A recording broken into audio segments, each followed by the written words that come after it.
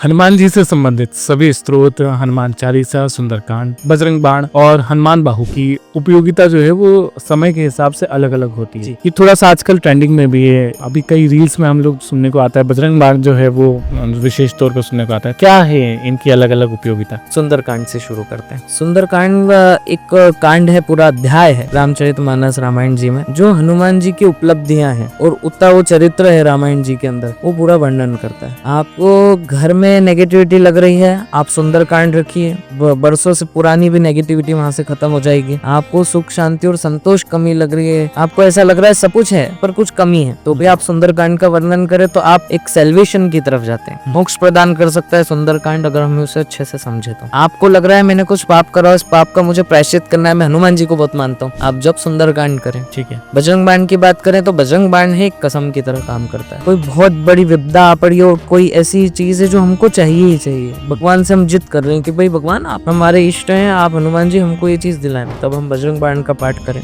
हनुमान चालीसा महामंत्र, ये व्यक्ति डेली करे, दिन में 2 बार करे, हफ्ते में 2 बार करे, मंगलवार शनिवार, उसको हमेशा पॉजिटिविटी लगेगी, वो चैतन्य मन से घूमेगा, भूत प्रेत और समस्याओं से डरेगा नहीं, भय का उसको सामना नहीं करना है, हर जगह खुद का स्टैंड ले पाएगा। हनुमान चालीसा व्यक्तित्व मजबूत करती है और व्यक्तित्व में सुधार भी लाती है। अब आखिर में आता है हनुमान बाहु। हनुमान बाहु गोस्वामी तुलसीदास जी ने कब लिखा? जब उनको शारीरिक पीड़ा बहुत ज्यादा हो रही थी, दोनों बाहुओं में, बाजुओं में बहुत पीड़ा हो रही थी, उनके दोनों हाथों में पस भी बहुत हो रहा था, शारीरिक कष्ट, दर्द बड़ा हो रहा था, जब उन्होंने हनुमान बाहु की रचना करी। उसमें बार बार हर दोहे के बाद एक रिपीटेशन में लाइन आती है कि जब मैं तुम्हारा भक्त हूँ तो मैं दूसरे के पास क्यों मांगने जाऊँ कि मुझे पीड़ा खत्म करनी। फिर एक दुआ होता है, आपका भक्त होने के बावजूद भी मेरे को इतनी पीड़ा हो कैसे सकती। फिर एक लाइन खत्म होती है, आप तो सबकी पीड़ा हर देते हो, अपने भक्त को कैसे छोड़ सकते हो। मतलब बार बार हनुमान जी को ये चैलेंज की तरह बोला गया है कि आपके कारण मेरे को दूसरे के पास नहीं जाना पड़े, आपके कारण मैं ठीक हो जाऊं जल्द से जल्द, इस पीड़ा से मुझे आपके कारण ही मुक्ति चाहिए। तो बाहुक से जल्दी अगर आपको शारीरिक पीड़ा या कोई बीमारी से आप ग्रसित है तो आप इसको पढ़ें, सुने, अगर पढ़ नहीं सकते, ज्यादा बीमार है तो सुनने से भी हमें बहुत काम मिलती है। अब ये चारों चीजें गोस्वामी तुलसीदास जी ने लिखी।